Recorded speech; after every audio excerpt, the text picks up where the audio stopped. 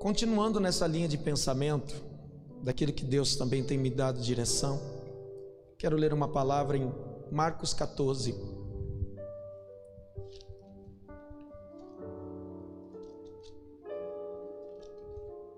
Somente dei aqui uma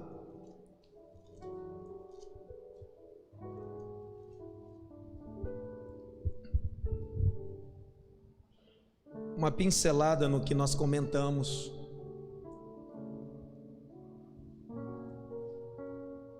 E falamos nessas últimas duas ministrações. Quero ler Marcos capítulo 14, verso 43. Vamos estar lendo até o 52.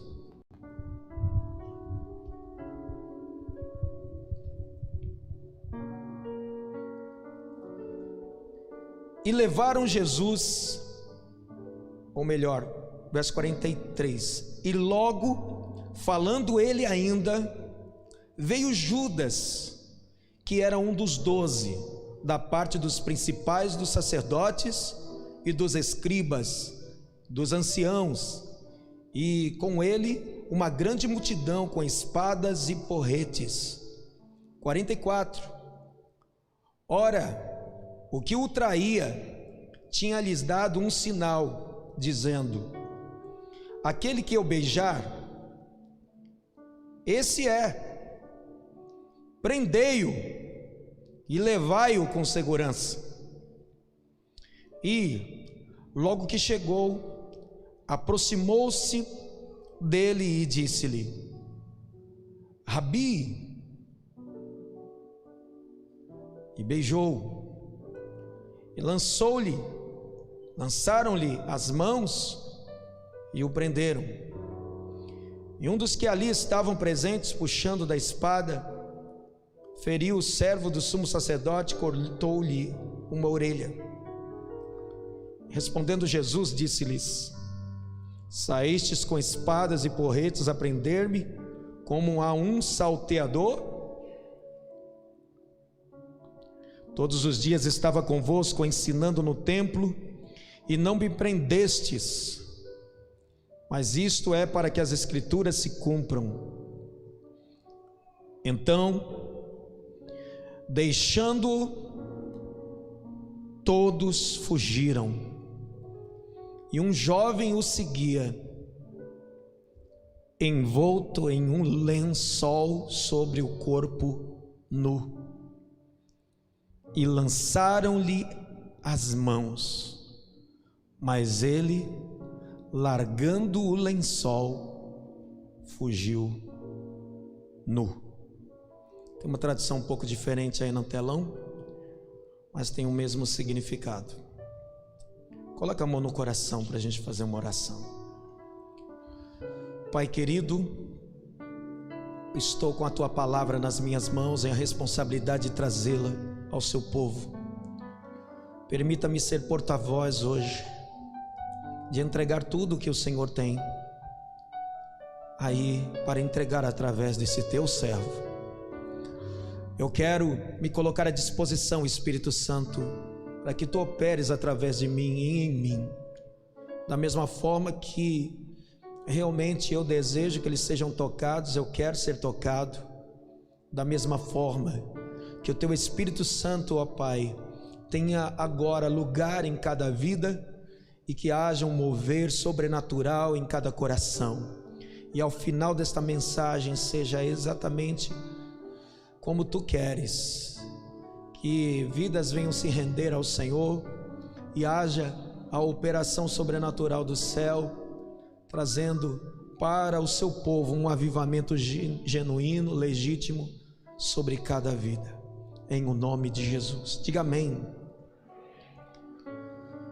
Nós vemos aqui, irmãos, uma passagem que me faz refletir a respeito do próprio profeta Elias. Isso daí, paralelamente, eu quero trazer uma lembrança para vocês sobre o profeta Elias. Na época do profeta Elias, o povo de Israel estava dividido entre dois deuses: o Deus Jeová, Javé e Yavé, né? Mesmo sentido, e o Deus Baal. E vocês sabem que na época de Elias, quando isso aconteceu, do povo estar dividido, sem saber qual Deus servir, houve um grande problema e um grande desafio que foi formado. Vamos ver esse desafio em 1 Reis 18, 22, 18, 20, na verdade, até o versículo 22. O rei Acabe então convocou todo o povo para o Monte Carmelo, e naquele instante, todo mundo que estava duvidoso se expressou contente com uma grande batalha que era para acontecer, a pedido então e confirmado pelo profeta Elias, para que fosse declarado qual seria o Deus verdadeiro ali, porque o povo estava realmente com o coração dividido, o povo estava realmente com um pensamento entre duvidoso: quem seria o Deus verdadeiro, Baal ou seria o Deus de Israel? 1 Reis capítulo 18, versículo 20, quero que coloque para mim aqui na tela, que a gente possa acompanhar aí junto com vocês na minha tradução. Então Acabe convocou todos os filhos de Israel e reuniu os profetas no Monte Carmelo. 21. Então Elias se achegou a todo o povo e disse: qual foi a expressão que Elias usou aí? Até quando cocheareis entre dois pensamentos? Se o Senhor é Deus, sirva a Ele, ou segue-o, e se Baal é o seu Deus, sirva a Ele, segue-o. Porém o povo, o que o povo fez? Não respondeu nada.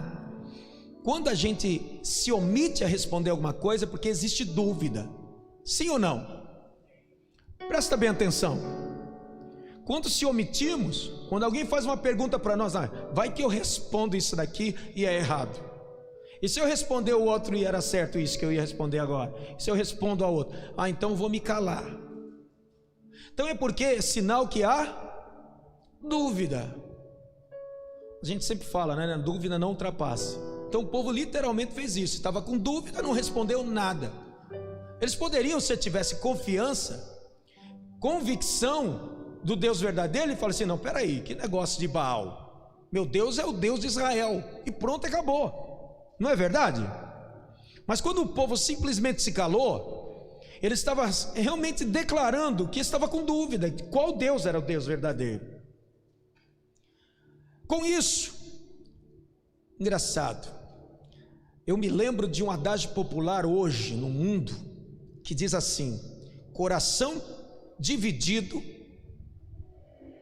Quem sabe desse adágio popular? Coração dividido, ninguém sabe, né? Se você não sabia, coração dividido não tem dono, dizem.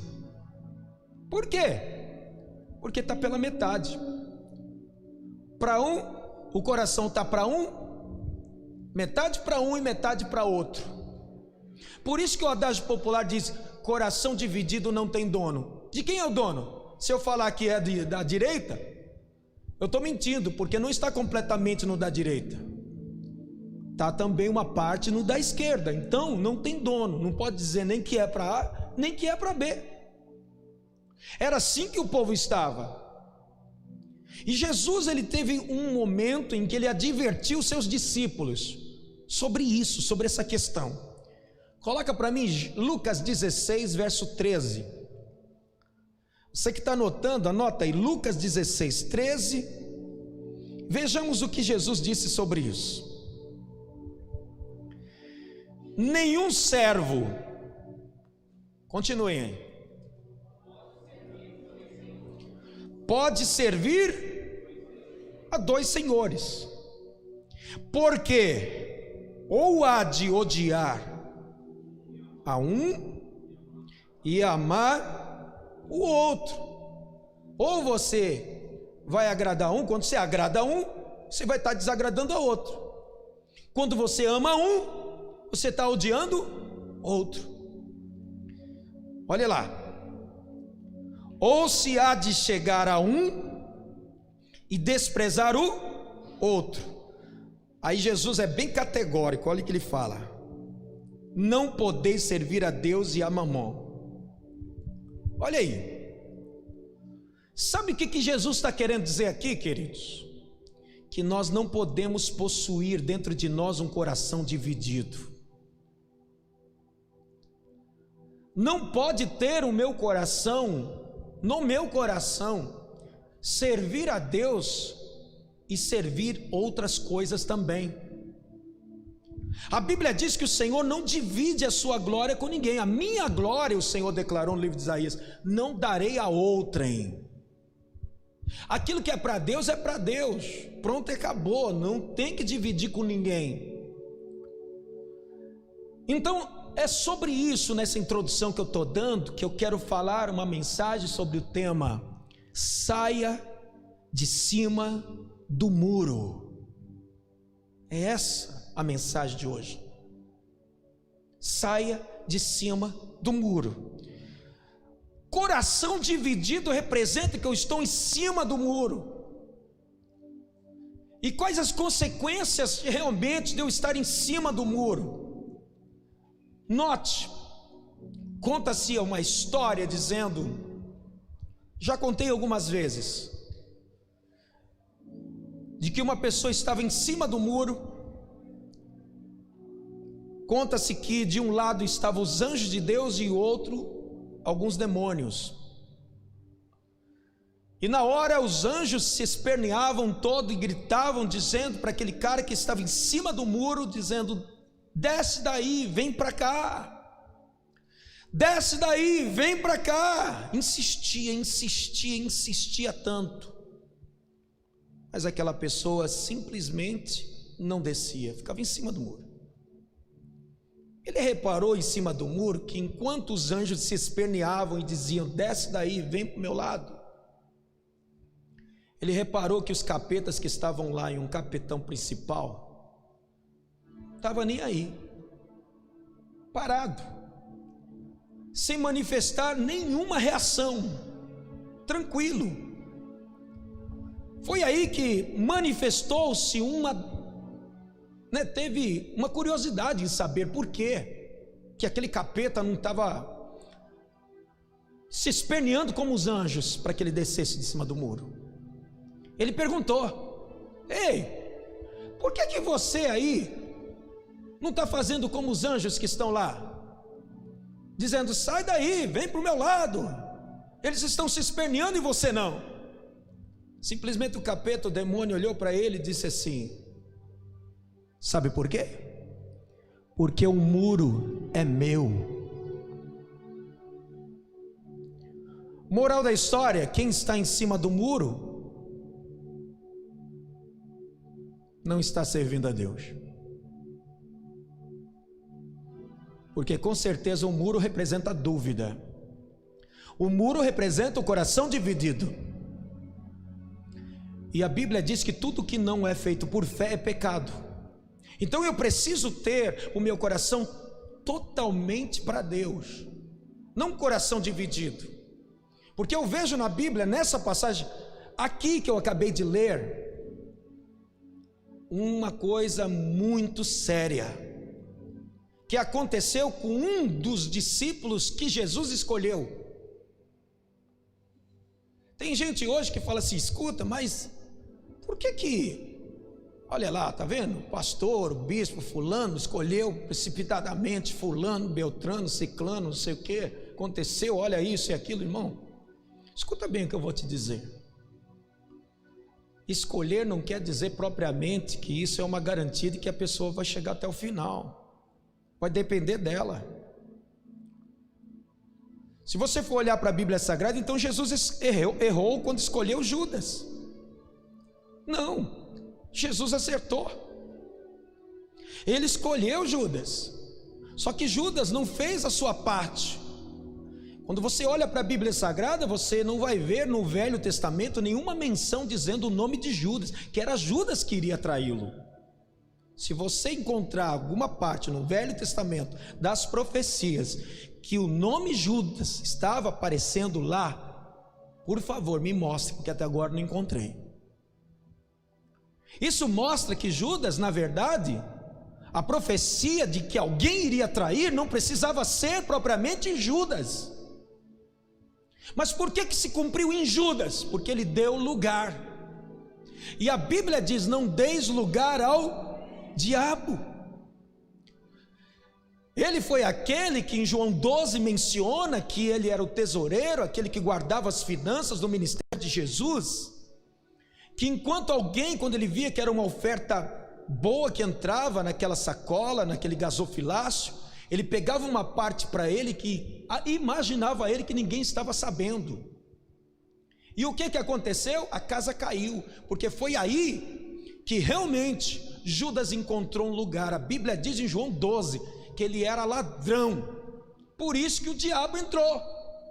Detalhe, ladrão continuando sendo discípulo, continuando aquele servindo, seguindo a Jesus, seguindo o ministério de Jesus. Então já estava a mente de Judas praticamente que cauterizada no pecado, e ele era tão amante das riquezas, do poder e do dinheiro, que se deixou levar por uma proposta demoníaca. Eu já trouxe uma mensagem aqui para a igreja, eu acredito que vocês se lembram a mensagem que eu trouxe já aqui: não venda, não negocie Jesus. Como que Judas pôde negociar Jesus? Como? A que ponto que esse homem chegou a ponto de negociar o que não era negociável? Simplesmente ele negociou Jesus por 30 moedas de prata, imagine. Ele poderia fazer isso? Não, mas fez. Eu não sei se você está entendendo. Então eu vejo aqui, vamos ler, não está nem aqui, eu só me lembrei, João 12, que a gente só se lembra, só dessa parte dizendo de Judas traindo Jesus. Mas por que traiu? Por que o diabo entrou? E por que tinha então que ser Judas? Não tinha que ser Judas, mas se foi Judas é porque realmente a profecia tinha que se cumprir para bem ou para o mal, e encontrou um lugar para a profecia se cumprir justamente na vida de Judas. Vamos ler no verso 2.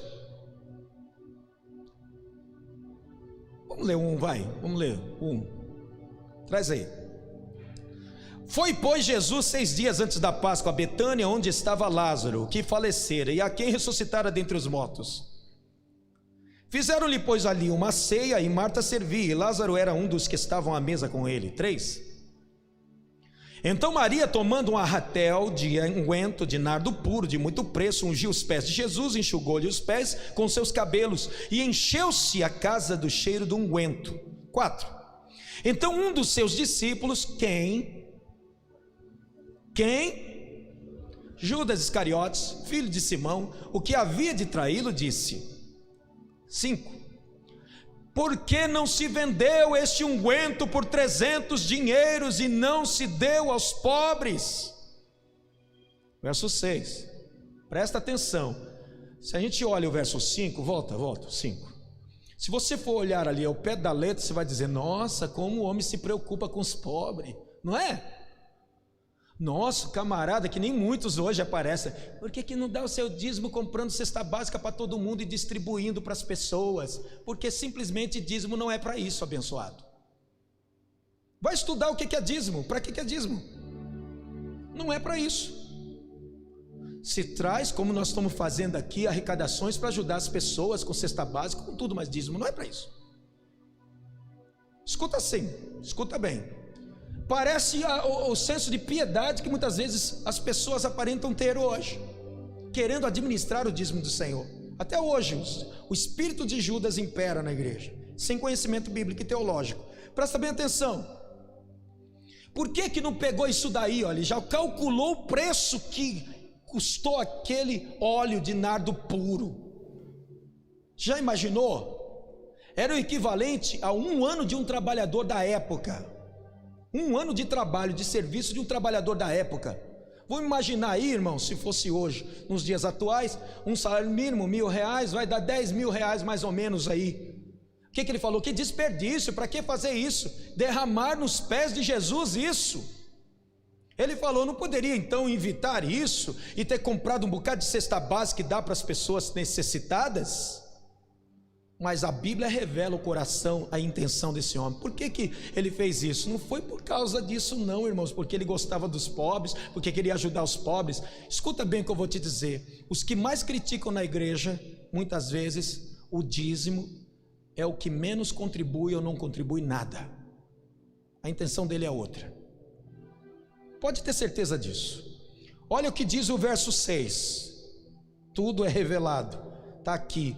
11.134 promessas, 31.173 versículos na minha mão. É a revelação de Deus para a nossa vida. Escuta só. Ora, ele disse isso, Judas disse isso. Como eu amo a palavra de Deus. Não é porque ele era solidário ao que as pessoas estavam querendo comer, ou precisava comer, ou se alimentar. Vai. Mas por quê? Qual era a realidade? Ele era o quê? Entendeu por que o diabo entrou? Estão entendendo aqui?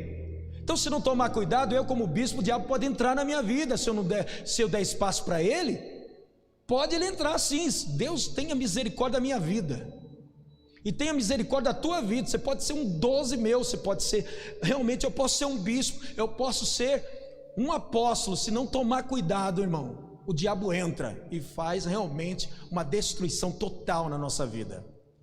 Está escrito aí, ó, era ladrão, que mais? Ficava com ele, que mais? Ele pegava uma parte para ele daquilo que era lançado. O que ele calculou? R$10.000. Rapaz, se lançar esses 10 mil aí, se viesse para a bolsa aqui, né, Eliana? Olha, eu ia pegar uma boa parte para mim, hein? Não era porque ele era coitadinho, né? Tipo assim, nossa, que boa intenção dele, irmão. Nem toda boa intenção representa a realidade do coração do homem. Sabia disso? Nem toda boa intenção, olha, eu tive até uma boa vontade. Escuta, cuidado, que às vezes você está indo numa onda que não é a realidade do que o cara está querendo, é outra intenção.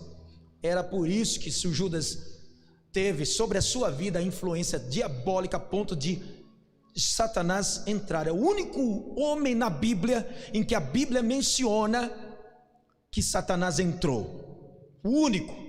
Irmão, e quando entrou, viu no que deu, tá? Levou ao suicídio. Nos diz a Bíblia Sagrada no livro que ele se enforcou, mas não parou por aí. Em Atos menciona que além de ele ter ido num lugar onde era um precipício, que ele amarrou o pescoço para se enforcar. Quando Satanás entra é para acabar mesmo com a pessoa, porque o peso do corpo dele quebrou o galho da árvore, e diz a Bíblia que ele caiu o corpo dele num precipício, em pedras pontiagudas, e saiu as entranhas dele. Está escrito, não estou inventando não, está na Bíblia, para você ver que fim trágico de Judas. Por que isso? O coração de Judas estava dividido, irmãos. Ele estava em cima do muro. Ele não sabia se continuava no apostolado dele, ele não sabia se ele continuava como discípulo de Jesus ou como servo do Império Romano, ou servo dos sacerdotes, escravo dos sacerdotes. Escuta bem, Judas tinha motivações diferentes do que as motivações de Jesus. Enquanto o Senhor pensava no reino espiritual, Judas ele buscava um reino terreno. Então como é que pode isso? Escuta bem, no começo do seu ministério, irmãos, nós vemos Judas pregando o evangelho, curando, libertando vidas. Aonde está isso? Se você for ver, está lá em Mateus capítulo 10, junto com os discípulos, junto com os 12. Você acha que Judas não chegou a fazer isso, pastores? Seja franco. Lógico, isso é óbvio. Todos os discípulos foram chamados para pregar o evangelho, e Judas não era diferente. Você acha que Judas realmente não teve ali curando pessoas no nome do Senhor, libertando vidas? Se os 70 que foram designados, que foram semeadores ali, não é? Preparando a chegada do Messias nas localidades que o Senhor mandou, eles foram designados para essa missão, imagine os 12, muito mais. Então veja bem, Jesus não chamaria Judas para uma obra tão importante se ele não visse nele qualidades. Judas tinha qualidades? Lógico que tinha, porque se não tivesse, para que ele seria chamado, irmãos? Tinha qualidades, mas num determinado momento, Judas se descuidou do seu coração. Olhe para quem está do teu lado, mesmo ainda com a sua máscara aí, você olhe para ele e diga assim: toma cuidado com o seu coração. Você não pode ter, meu irmão, um coração dividido. Você não pode estar em cima do muro. Você tem que sair do muro hoje. Num determinado momento, Judas ele se descuidou. Ele permitiu se render pelas antigas raízes de quê? De cobiça, de avareza. Porque aqui para nós, todos nós temos um ponto fraco na nossa vida, em que nós guerreamos. Paulo também tinha. Olha o que ele menciona, ele diz assim: o bem que eu quero fazer eu não consigo fazer, mas o mal que eu não quero fazer eu acabo. É uma batalha interna. Então todos nós, não é porque eu sou bispo não, se não vigiar caio também. Quantos apóstolos estão caindo hoje em dia? Quantas igrejas estão fechando por escândalo por aí? Se não vigiarmos, irmãos, muitas coisas podem acontecer. Se eu me descuidar do meu coração, pode entrar avareza, pode entrar algo que pode destruir todo o meu chamado, todo o meu ministério. Olha o que Paulo falou: uma coisa eu tenho receio, de que pregando aos outros, eu mesmo não venha a ser condenado. Entendeu aqui? Escuta bem, Judas deixou a cobiça, a avareza, era esse o ponto fraco dele. Dinheiro, irmão. E a Bíblia diz: o amor ao dinheiro é a raiz de todos os males. Não é ter dinheiro, mas é o amor, é colocar nele a sua confiança, o meu tudo, entendeu? Infelizmente tem pessoas assim, dominadas pela cobiça e pela avareza, como Judas. Satanás, irmãos, encheu o ego de Judas. Satanás, ele encheu a alma de Judas, e ele se perverteu. Vamos lá, coloca para mim João 13, verso 2.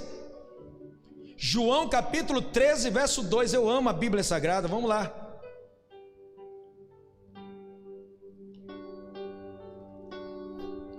E acabada a ceia, vai, tendo já o diabo feito o quê?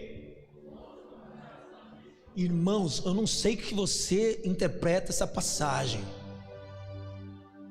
O espaço, a brecha, na verdade, Satanás encontrou um portão aberto, escancarado para ele entrar, porque o texto diz que Satanás colocou, tendo já o diabo posto, ou seja, teve espaço para que o diabo colocasse no coração dele isso. Olha, está escrito aqui: tendo já o diabo posto no coração de Judas Iscariotes, filho de Simão, que o traísse.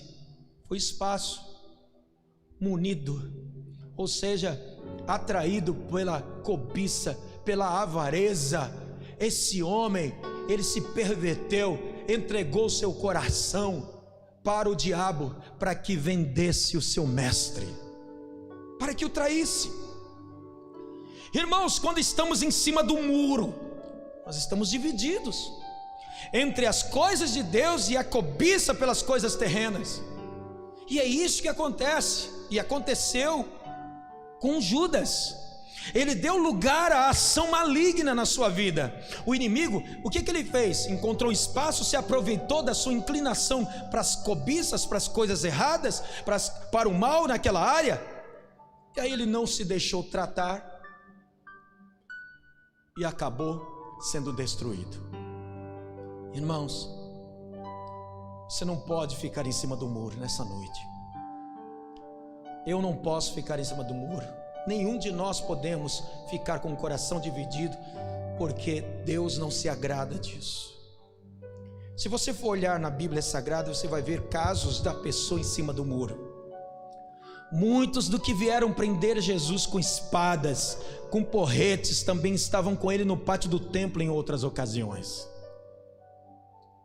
Isso mostra que também estavam o quê?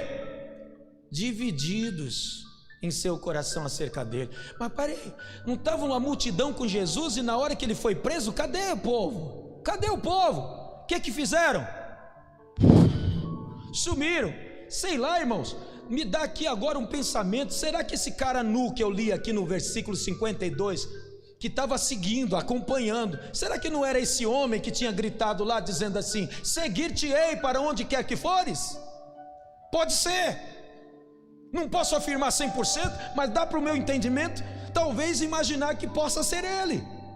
Porque na hora que o ciclo pegou fogo mesmo, quando Jesus estava preso, que os soldados queriam levar alguém junto, os discípulos sumiram todos, e ele estava lá, de boa.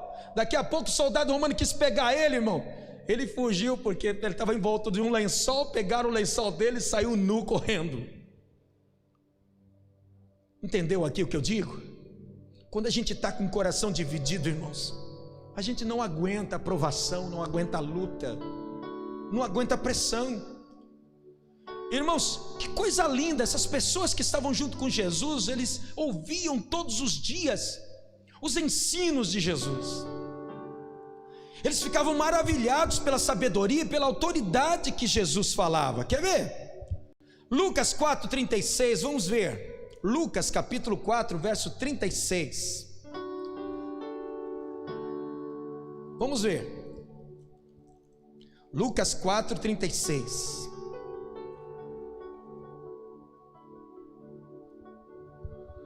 E veio espanto sobre todos. Continue. Um falava para o outro o quê? Que palavra é esta?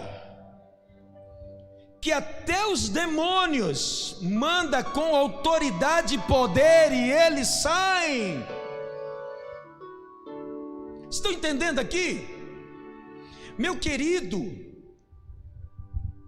muitas maravilhas esses discípulos tinham visto com seus próprios olhos e ouvido. Mas em pouco tempo eles se deixaram influenciar pelas autoridades religiosas da época. Bastou uma pressão.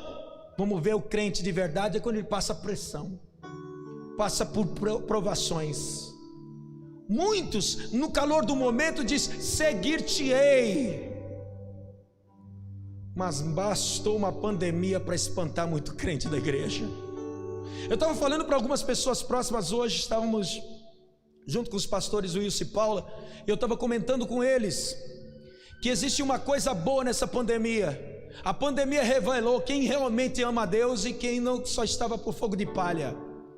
E graças a Deus, porque nessa pandemia também está acontecendo que Deus está levantando um novo povo. Está surgindo um novo povo, um povo que talvez estava lá afastado, que nunca sabia quem era e que agora está descobrindo que não pode viver afastado de Jesus jamais. E graças a Deus, porque está tendo uma grande reconciliação de um novo povo que está surgindo.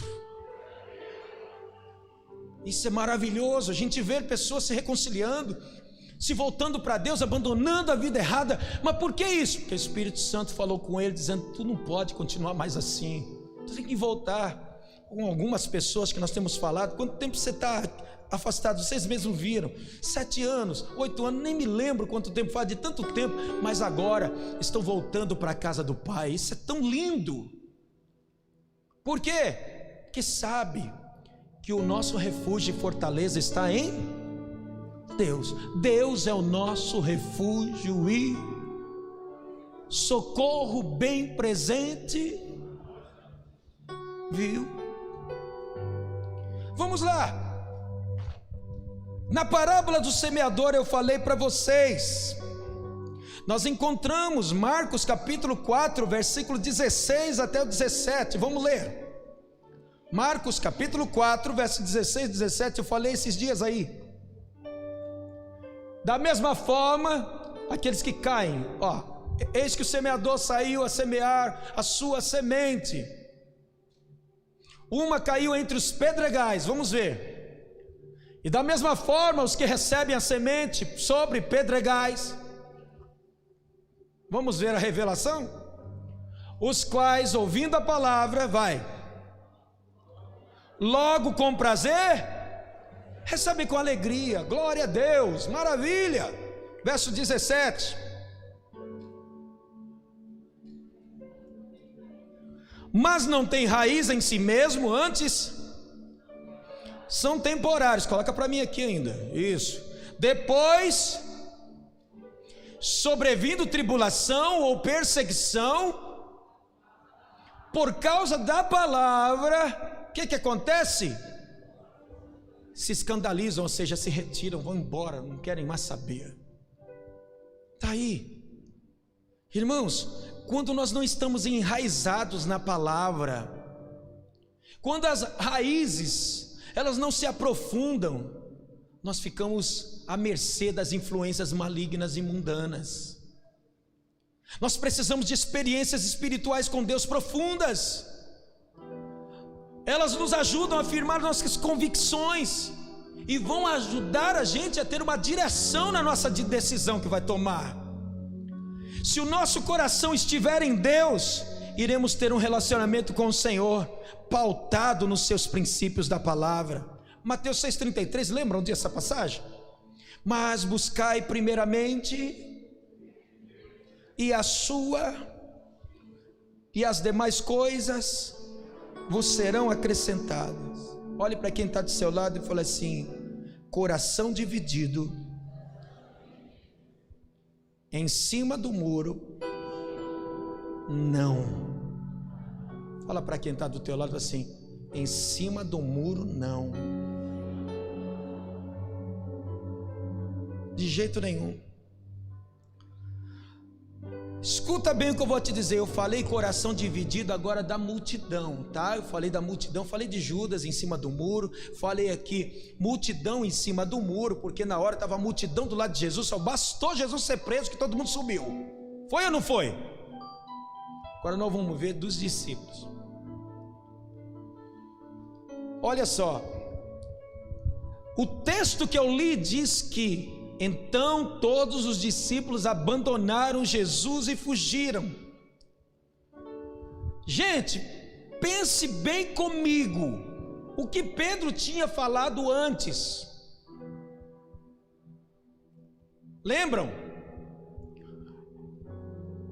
Jesus falou assim para ele: olha, Pedro, eu roguei por ti para que a tua fé não desfaleça. Sabe por que eu fiz isso? Que eu intercedi, coloquei na brecha por você? Porque Satanás pediu a tua vida para se andar como trigo, jogar. Mas eu sei que tu não está preparado para isso. Por isso que eu coloquei na brecha e falei: não deixa não, porque senão ele vai cair. Aí Pedro, irmãos, bem precipitado nas suas palavras, dizendo: jamais, Senhor, eu vou te abandonar. Eu estou preparado para ir contigo até a morte. Era verdadeiro o que ele falou? Chamou Jesus de mentiroso. Aí Jesus olhou para ele e disse assim: ah é? Pois eu te digo, antes que o galo cante, 3 vezes tu me negarás. Era para Pedro passar por aquilo? Não, mas teve que passar pela teimosia dele. A Bíblia diz que todos fugiram e justamente Pedro também. Se a Bíblia diz que eles fugiram, é porque essa declaração é forte para mim poder entender que eles estavam em cima do muro.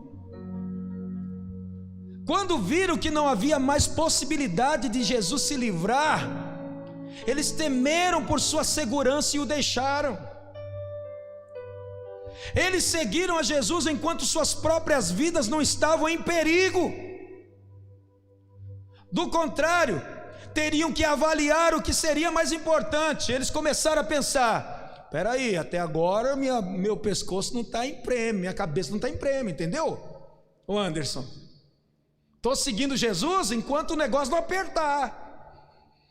Porque, Ricardo, se apertar eu tenho que escolher o que é mais importante. Opa, pernas para que te quero. Eu quero é guardar e me livrar minha vida. É isso que mostrou aqui no texto, que Jesus não era tão importante. O que era mais importante era a vida deles, mas eles não perceberam que a razão da vida deles estava em Jesus. Eles largaram a vida para viver a sua própria vida. Escuta bem o que eu vou te dizer. Quem procura, diz o texto de Mateus 10:39, coloca para mim.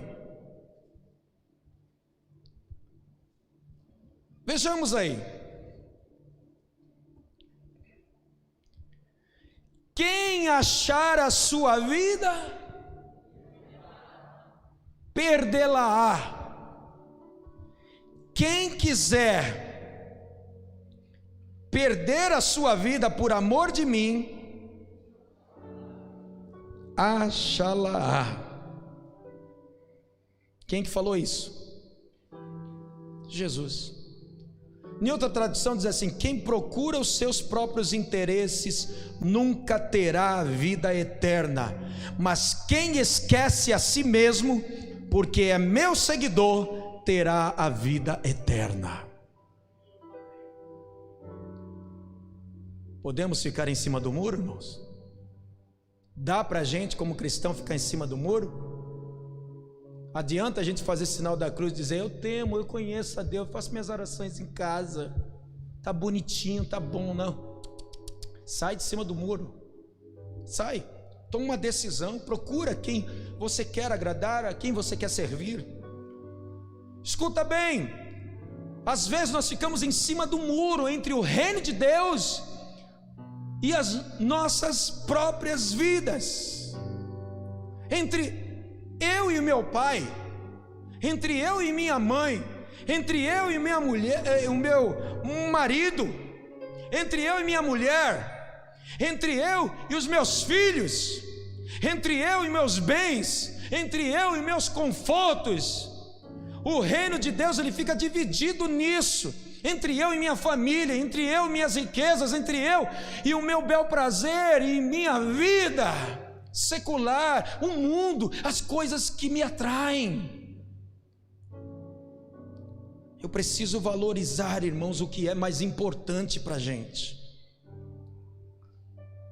mas colocar Deus acima de tudo é sempre um grande desafio. Volta para mim, 35. Verso 35.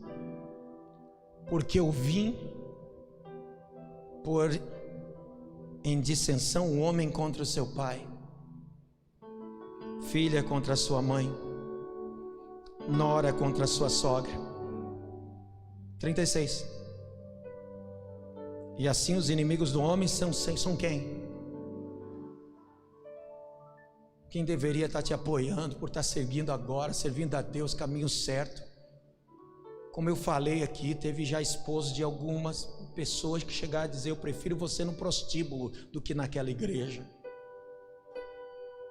Como se fosse uma coisa do outro mundo que nós estamos ensinando aqui, pregando. Participa das nossas redes de casais, para você ver o que é ensinado aqui. Participa das nossas redes de mulheres. Entra no nosso canal do YouTube, você vai ver conversas que transformam das mulheres, o que elas ensinam.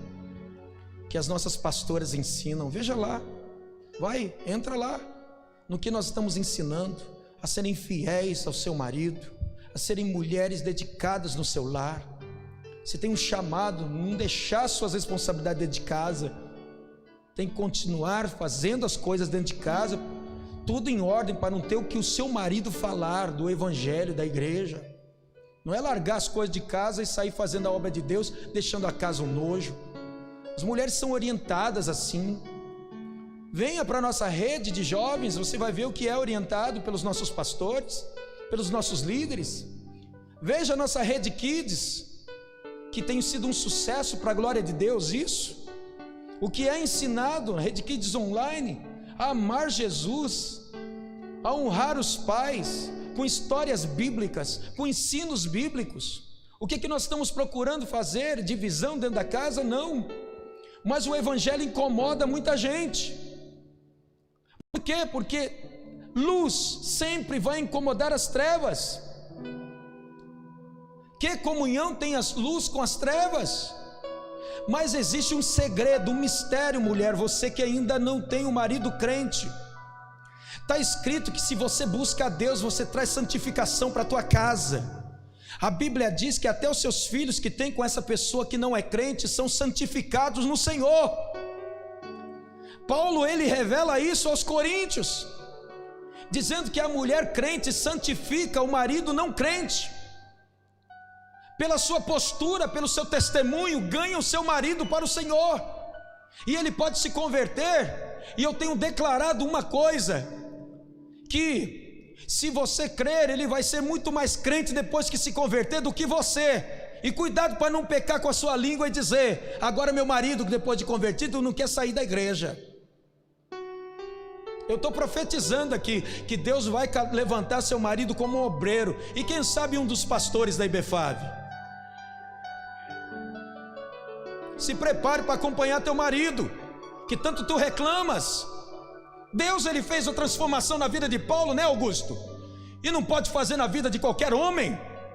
Se ele der uma brechinha assim, um espaçozinho assim, Deus entra. Assim como o diabo entra, Deus também entra no coração. Se pelo menos ele abrir um pouquinho, o Espírito Santo encontra um motivo para convencê-lo e trazê-lo para este altar, e dizendo: eu quero.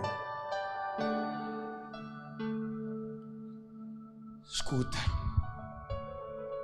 verso 37. Quem ama o pai ou a mãe mais do que a mim não é digno de mim. Quem ama o filho ou a filha mais do que a mim não é digno de mim. 38. Aí é forte. Podem ler.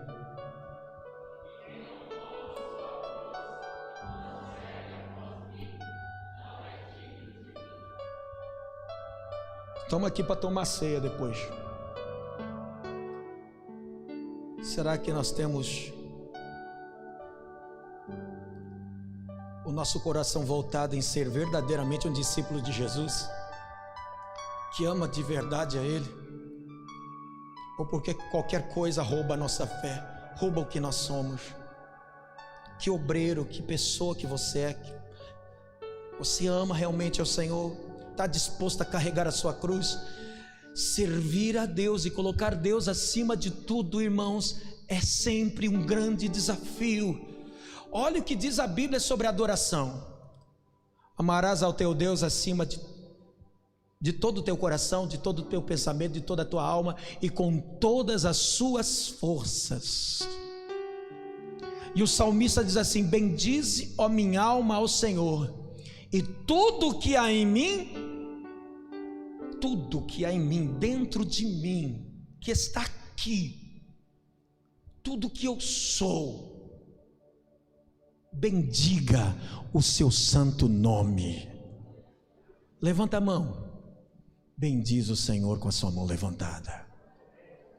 Coloca a mão no coração, bendiga o Senhor com a mão no coração. Agradeça, o coração está pulsando agora, batendo. Oh, aleluia. Dá uma assim, ó, no chão. Bendiz ao Senhor porque você tem essas pernas, esse pé. Dá glória aí. Bendiz ao Senhor com seus lábios, com a sua boca. Tudo que há em você, bendiga o nome dEle. Fica de pé, com seu corpo, com a sua voz. Expresse com as suas mãos, aplaude a Ele. Viva para Ele. Eu te garanto que no dia em que você tombar aqui na terra, que o teu corpo físico não aguentar, porque nós estamos realmente passando por dias muito difíceis, no dia que isso acontecer, você terá a garantia de estar com o Senhor, desfrutando de doce alegria e paz permanente no céu. Irmão, uma coisa eu vejo que serve de lição para a gente. Uma pessoa decidida faz igual ao ladrão na cruz. Ele saiu do muro, irmão. Saiu ou não saiu, Kaique? Né, Leandro? Uma vida toda sem Jesus. Teve a oportunidade de ele, em liberdade, seguir Jesus, ser um discípulo de Jesus, ser um 12 de Jesus, não é? Deixou para se decidir na cruz, mas graças a Deus, né, Marcião? Você já imaginou nisso? Camarada saiu de cima do muro. Olha a pessoa que estava em cima do muro, o outro ladrão, o outro condenado falou: se tu és o filho de Deus, desça dessa cruz aí, salva-te a ti e a nós também. Olha o cara que está decidido a sair de cima do muro. Disse: epa, com a minha palavra, tá bom? Acréscimo de Cláudio Roberto de Moraes. Vamos lá. Epa, nós estamos pagando por uma coisa que nós cometemos. Nós merecemos morrer. Mas esse daí, que está preso na cruz, não fez mal nenhum, está pagando por uma coisa que ele não fez. Em outra palavra, olha quem sai do muro que já decide. Eu sei que ele está morrendo aí é para um propósito. Tem um porquê e para que ele está aí nessa cruz. Eita, crente que está decidido a sair de cima do muro, ele reage assim. Ele sabe o que significa a ceia.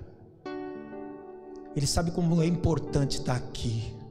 Ele sabe o que é importante se batizar, como é importante estar em comunhão com a igreja.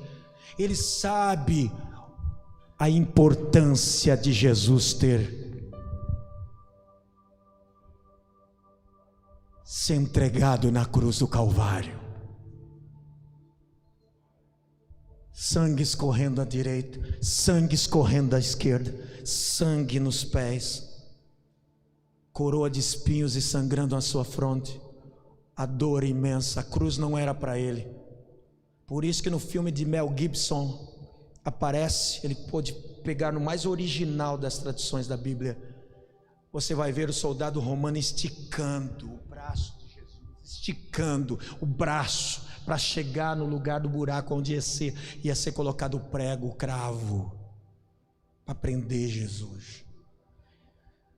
Todo mundo que sabe disso, ortopedista, sabe que se puxar demais aqui, o pulmão fica comprimido, a gente não tem nem como respirar direito, não dá nem para falar direito. Jesus foi assim para aquela cruz, porque a cruz não era para ele, era para Barrabás, era para a estatura de Barrabás e não para a estatura de Jesus. Não sei se você está entendendo. Isso representa que a cruz era para você, Barrabás representa todos nós. Quem tinha que morrer e ir para o mais profundo inferno era nós, mas quem foi no nosso lugar? Representa aquele cordeiro que era morto no Antigo Testamento, que o sangue tinha que ser aspergido nas 4 pontas do altar para ser sacrifício perfeito. Quando alguém cometia um pecado antigamente, um animal inocente era imolado, degolado, sangue aspergido nos 4 pontos do altar e oferecido a Deus para que um pecador pudesse ser absolvido. Em vez dele vai um inocente. Isso lá no Antigo Testamento, que isso representa hoje, representa o seguinte: Cristo, como aquele cordeiro do Antigo Testamento, teve que morrer inocente, para que a gente não pagasse esse preço. Ele pagou por nós. Ele se ofereceu, ele se deu, ele se entregou, ele se deu, porque ele mesmo falou para Pilatos, dizendo: se eu quisesse agora, o Pai me colocaria à disposição uma legião de anjos para me livrar, mas eu vim para um propósito, eu preciso morrer pela humanidade. O cara saiu de cima do muro, irmãos. Ele falou: se ele está morrendo aí é para um propósito. Mesmo agonizando, Jesus, eu acredito em ti. Mesmo estando na mesma condenação que eu, Jesus, eu confio em ti. Lembra-te de mim quando entrares no teu reino.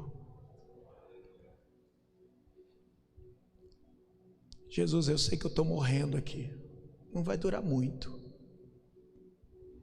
mas eu quero ter a garantia que pelo menos, se tu me lembrar de mim, eu já serei privilegiado. Jesus, como eu disse, com o pulmão comprimido, quase sem poder falar, ele só ouviu. Eu imagino ele fazendo um esforço enorme para olhar para o seu lado, cheio de sangue, com a coroa de espinhos. Encontrou palavras para responder essa oração. A oração de alguém decidido, irmãos, comove o coração do Pai. Jesus olha para aquele ladrão e diz: em verdade vos digo, hoje estarás comigo no paraíso.